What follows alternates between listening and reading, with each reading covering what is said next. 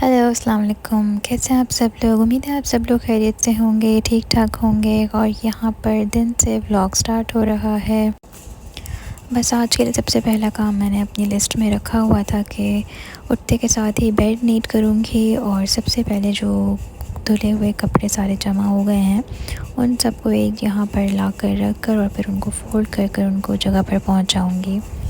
और अभी कुछ दिन पहले एक रिसर्च पढ़ी थी तो सोचा कि आप लोगों के सबके साथ भी शेयर करूं। और पता नहीं सही भी है या गलत, लेकिन वो रिसर्च ये थी कि हमारे सर के नीचे जो सोने वाले तकिए होते हैं तो हमें उसको हर 3 महीने के बाद बदल लेना चाहिए। तो सुन के बड़ी हैरानी हुई कि हर 3 महीने के बाद बंदा कैसे बदल ले। उसकी वजह ये थी कि उस तकियों के अंदर मोल्ड यानी कि फ़ंगस पैदा हो जाती है जो आहिस्ता आहिस्ता स्प्रेड होने लगती है, जो अगर आप घर में धोएंगे भी तब भी उससे नहीं साफ़ होगी। तो इसका हल यही है कि आपको रिप्लेस करना पड़ेगा। तो बात बहुत अजीब सी लगी। इनफैक्ट इस तरीके से तकियों को जो है वो थपकना भी नहीं चाहिए, इससे और मज़ीद आप फंगस को अंदर स्प्रेड करते हैं। और अगर आपको सोते वक्त अपने सर के ऊपर पसीना आता है so this is an indication कि आपके तकियों के अंदर फंगस है। तो पता नहीं अब ये रिसर्च सही है भी या नहीं। अगर किसी को इसके बारे में इंफॉर्मेशन है तो प्लीज़ ज़रूर शेयर करें। और हम तो बचपन से ही हमारी आदत है अपने तकियों को हम बड़ों को भी झटकते देखते थे, थपकते देखते थे, तो हम भी इसी प्रैक्टिस को कंटिन्यू कर रहे हैं। बट आई डोंट नो कि अब ये चीज़ करनी चाहिए या नहीं। बस अब यहाँ हमने कपड़े ला कर रखे। पहले कुछ हमारे कपड़े थे, फिर ये मोहम्मद हमज़ा के कपड़े, कुछ बेड शीट्स थी और अब इसको हमने बेड के तसल्ली से फ़ोल्ड करना है। सबसे बुरा काम ज़िंदगी में मुझे ये कपड़े फ़ोल्ड करना लगता है। बीच बीच में बार बार उठना पड़ता है देखने के लिए कि मोहम्मद हमज़ा कहाँ हैं, क्या कर रहे हैं, क्योंकि अभी वो बहुत छोटे हैं तो उनके ऊपर मुझे बहुत ज़्यादा नज़र रखनी पड़ती है। उनके अंदर अभी समझ नहीं है। खुदा ना ख्वास्ता मुझे लगता है कि वो कहीं कोई चीज़ अपने ऊपर गिरा ना ले या कोई चीज़ से गिर ना जाए अटक कर, तो इन सब चीज़ों का मुझे बहुत ख़याल रखना पड़ता है। और बस यहाँ पर ये सब कुछ अपने काम ख़ुद देखते हुए मुझे थोड़ी सी हैरानी भी हो रही थी, क्योंकि मैं पहले शादी से पहले की बात बता रही हूँ तो मैं कपड़े बिल्कुल भी फ़ोल्ड नहीं करती थी। इनफैक्ट मेरी कबर्ड्स का हाल ऐसा होता था कि मैंने जो है ना वो सारे अपने कपड़े गिराने होते थे और मैंने उसमें से ढूंढना होता था कि मेरे कौन से कपड़े मुझे पहनने, वो निकाले। और जो बाकी बिचे हुए नीचे के कपड़े होते थे उन सबको बाकायदा मैं ठूसती थी कबर्ड के अंदर। तो इन मामला में मैं बहुत पुअर थी। पुअर क्या, बस मेरा इंटरेस्ट ही नहीं था कभी भी कपड़े फ़ोल्ड करना।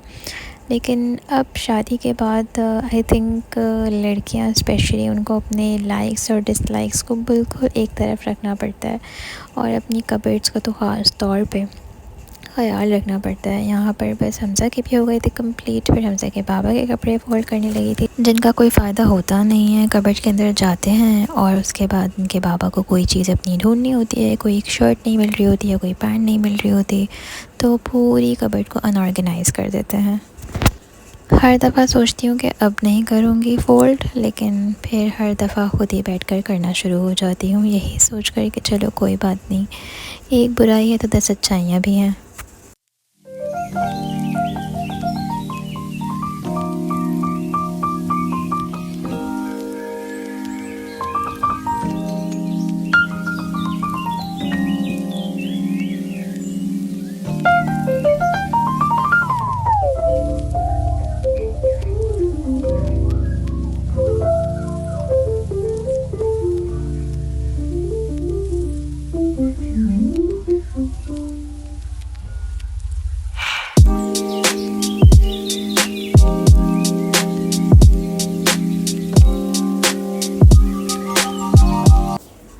और बस यहाँ मैंने जल्दी जल्दी अपना ये काम कंप्लीट किया। अपने कोई से कपड़े निकाले पहनने के लिए, उनको प्रेस किया, चेंज किया और जल्दी से किचन में आ गए अपने काम कंप्लीट करने के लिए। वैसे अमूमन घर में पहनने वाले कपड़े मैं प्रेस करती तो नहीं हूँ जिन पर ज़रूरत नहीं होती, लेकिन ज़ाहिर है कोई कपड़े ऐसे होते हैं कि जिनकी नीड होती है कि हम उनको प्रेस करके ही पहने। और फिर शादी के बाद थोड़ा सा अपने आप को प्रेजेंटेबल भी रखना ही पड़ता है, बिकॉज़ यू नेवर नो कि कब कौन आ जाए आपके घर पर, तो आप और आपके पास टाइम भी नहीं होता, या आप गेस्ट को देखेंगे या आप फ़ौरन से भाग कर अंदर आकर चेंज करेंगे कपड़े। और फिर किसी और के लिए क्या, हमें अपने आप के लिए भी अपने आप को प्रेजेंटेबल रखना ही चाहिए। दिन भी छोटे होने लग गए हैं और मगरिब भी तकरीबन 6:10 6:15 तक अब हो जाती है। यहाँ मैं किचन आई थी तो सबसे पहले मैंने यही सोचा था कि बर्ड्स को भी पानी डाल दूँ वरना फिर जहन से निकल जाएगा। और बस फिर ये काम करके मैं खाना बनाने लगूँगी, क्योंकि मेरी कोशिश भी यही होती है कि दिन की रोशनी में ही खाना पक जाए। और खाना जब पक जाता है तो आई एम श्योर आप सबके साथ भी ऐसा ही होता है कि आप लोग बहुत टेंशन फ्री और रिलैक्स हो जाते हैं कि जैसे सर से एक बहुत बड़ी ज़िम्मेदारी जो है ना वो उतर गई है। और फिर खाना बनाने के बाद हमें जो भी करना है वो हम आराम से कर सकते हैं। जैसे अगर मुझे अपने व्लॉग्स एडिट करने होते हैं तो मैं वो कर लेती हूँ, या कोई भी छोटे मोटे काम घर के या अपने पर्सनल काम तो वो मैं आराम से फिर उनको करती रहती हूँ। और बस यहाँ पर गोश्त भी मेरा डीप फ्रॉस्ट हो गया था तो मैंने सोचा इसकी जो है ना वो छोटी छोटी बोटियाँ कर लूँ। और आज बहुत मुश्किल से समझ में आया कि क्या पकाऊँ। जिस टाइम ये कट कर रही थी मैं, उस टाइम तो मेरा बिल्कुल दिमाग काम नहीं कर रहा था कि क्या करूँ। तो मैंने यही सोचा था कि गोश्त चढ़ा देती हूँ, जब गल जाएगा तो फिर उसके बाद देखा जाएगा कि क्या पकाया जाए। अच्छा, वैसे पर्सनली मुझे ख़ुद गोश्त खाना इतना पसंद नहीं है, लेकिन ज़ाहिर है क्योंकि हस्बैंड ने जो है वो एक ही टाइम का खाना खाना होता है घर में, तो फिर मेरी कोशिश यही होती है कि प्रॉपर ही कोई जो है ना सालन पक जाए। अदरवाइज़ मुझे तो जैसे हल्की फुल्की सी जो सब्ज़ी वाले सालन होते हैं, जैसे आलू मटर का सालन हो गया, आलू मटर गाजर, आलू मेथी, आलू की कतलियाँ, या फिर कोई किसी भी सब्ज़ी की भुजिया हो गई, और या फिर चिकन के अंदर करेले पके हों या चिकन के अंदर पालक पका हुआ हो, तो मुझे वो चीज़ें पसंद आती हैं लाइट सी। ऐसी चीज़ें मैं रोज़ाना भी खा सकती हूँ, बस शर्त ये है कि उसमें जायका हो। लेकिन वही बात है कि हस्बैंड नहीं खा सकते ऐसी चीज़ें रोज़ाना, तो फिर उनके लिए एक प्रॉपर डिश बनानी पड़ती है जिसमें या तो गोश्त का हो कुछ या फिर चिकन का हो कुछ। और अगर सिर्फ सब्ज़ी पकी हुई है तो वो एज अ साइड लाइनर तो खा सकते हैं उसको समझकर, लेकिन मेन कोर्स समझकर नहीं खा सकते। तो खैर मैं कभी कभी जो मेरा दिल चाहता है मैं वो भी बना लेती हूँ, लेकिन मोस्टली अपने हस्बैंड की पसंद की ही चीज़ें बनाती हूँ।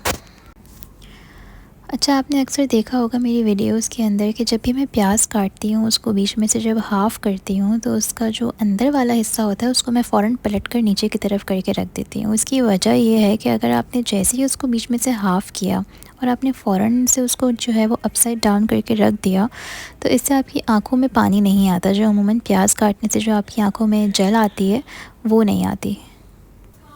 आप लोग भी ये ट्राई कीजिएगा अपने घर पर और फिर मुझे बताइएगा कि क्या ये रेमेडी इफ़ेक्टिव है। और टमाटर को अक्सर मैं बीच में से हाफ़ करके और इसको जो है ना पल्प वाला जो पार्ट होता है इसका, वो मैं एज़ इट इज़ ही पतीली के अंदर जो है ना वो रख देती हूँ, ढक देती हूँ। और उसके बाद जब 10 से 15 मिनट के बाद ढकना हटाती हूँ तो टोंग की मदद से या फ़ोक की मदद से इसकी जो स्किन है वो आराम से पील ऑफ हो जाती है। तो इससे आपका टाइम भी बच जाता है और आपकी भुनाई भी बहुत अच्छी होती है और सालन में छिलका भी नहीं आता। और बस यहाँ मैंने सारे मसाले, अदरक लहसुन का पेस्ट, प्याज, टमाटर, थोड़ी सी हरी मिर्ची और साबुत काली मिर्ची डालकर मैंने इसको कुकर में चढ़ा दिया था।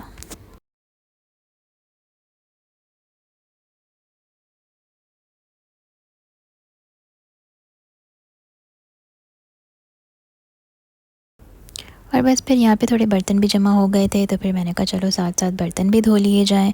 काम के दौरान अगर मेरा हाथ नहीं पड़ा होता बर्तन धोने का, तो मैं सारे जो है ना वो बर्तन जमा करती रहती हूँ सिंक के अंदर, so that kitchen at least neat लगे और जितने भी बर्तन हैं वो सिंक की हद तक महदूद रहें। खाना बनाने के दौरान ना आपको थोड़ा सा मल्टीटास्किंग होना पड़ता है। जैसे जैसे किचन जहाँ जहाँ फैल रहा है तो वो आपने जो है वो साथ साथ समेटते रहना है। जो भी मसालों के जार्स आपने बाहर निकाले हुए हैं तो वो आपने साथ साथ अंदर रख दिए।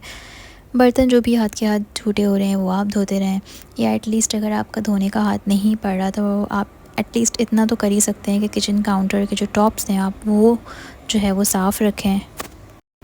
इससे दो फ़ायदे हो जाते हैं, एक तो आपके टाइम की भी बहुत ज़्यादा बचत हो जाती है और दूसरा ये कि आपका किचन भी जो है ना वो नीट लुक देता है।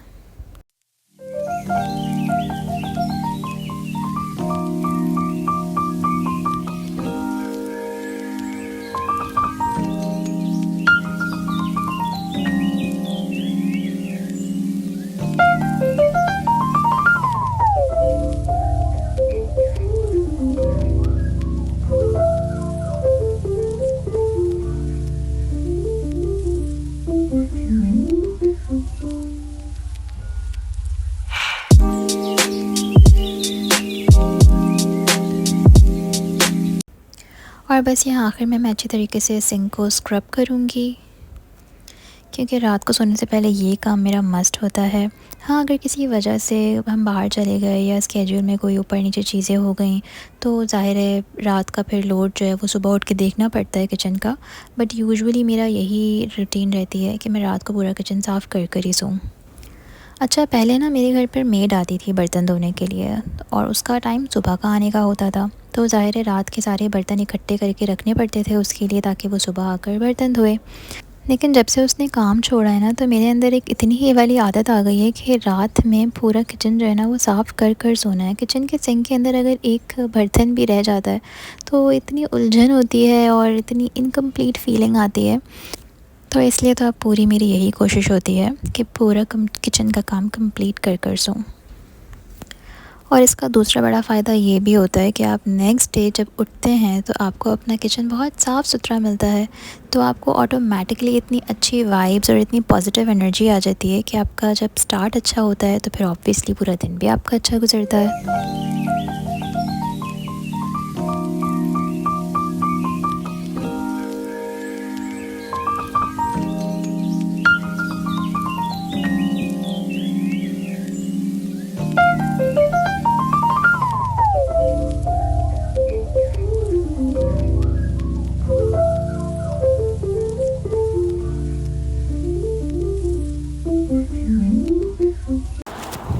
और यहाँ बस आखिर में किचन के छोटे मोटे काम से भी जो है वो निमट जाती हूँ। ये बेसिकली नेक्स्ट डे के लिए होते हैं, ताकि दिन में वैसे ही इतने सारे काम होते हैं तो उस टाइम ये छोटे छोटे काम ना करने पड़ें।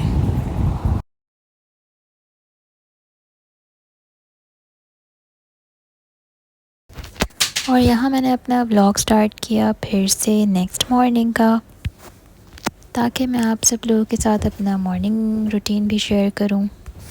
मेरी एक्चुअली 2 मॉर्निंग्स होती हैं। एक वो मॉर्निंग होती है जब मेरे हस्बैंड ऑफ़िस जाते हैं, खैर उनके जाने के बाद मैं फिर से रूम में आ जाती हूँ। कभी आँख लग जाती है, कभी नहीं लगती।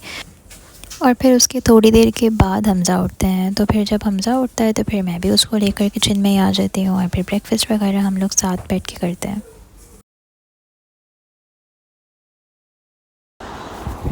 और हमज़ा को यहाँ आना बहुत पसंद है, बस बालकनी का दरवाज़ा खुलता नहीं है और ये भाग कर यहाँ पहुँच जाता है, और बर्ड्स को जो है ना वो बुलाते रहते हैं।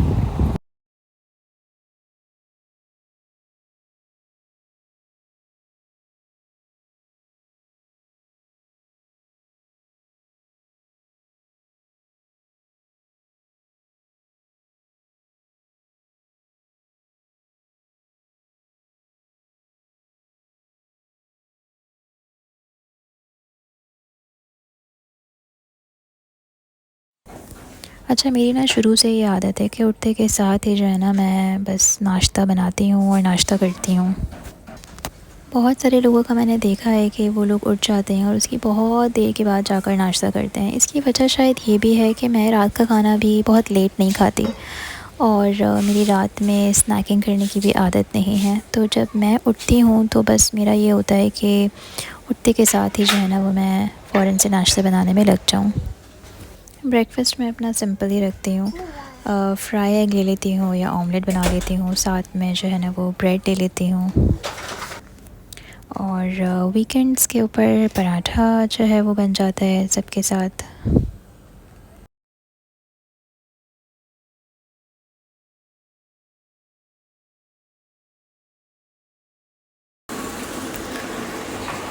और चाय तो मस्ट है। जब तक चाय ना पियो तो ऐसा लगता है कि आपका नाश्ता नामुकम्मल है और आपकी आंखें ही नहीं खुली। ऐसा लगता है कि आप जागे ही चाय पी कर हैं। अच्छा, चाय में ना मैं एवरीडे यूज़ करती हूँ, तो इसलिए मैं शुगर ऐड नहीं करती अपनी चाय में, क्योंकि एवरीडे की ऑलरेडी इतनी स्वीटनेस होती है कि वो उसको कॉम्प्लीमेंट कर जाता है।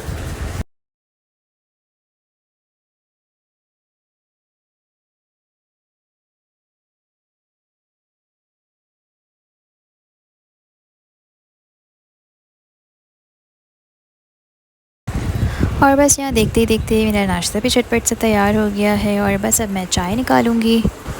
और फिर मज़े से बैठकर ब्रेकफास्ट करूँगी। उम्मीद है आप लोगों को मेरा ये व्लॉग पसंद आया हो। अगर पसंद आया हो तो लाइक और सब्सक्राइब करना ना भूलें। मिलते हैं आपसे एक नए व्लॉग में कुछ नए कंटेंट के साथ और नई बातों के साथ। टिल देन अपना बहुत सारा ख्याल रखिएगा। अल्लाह हाफ़िज़।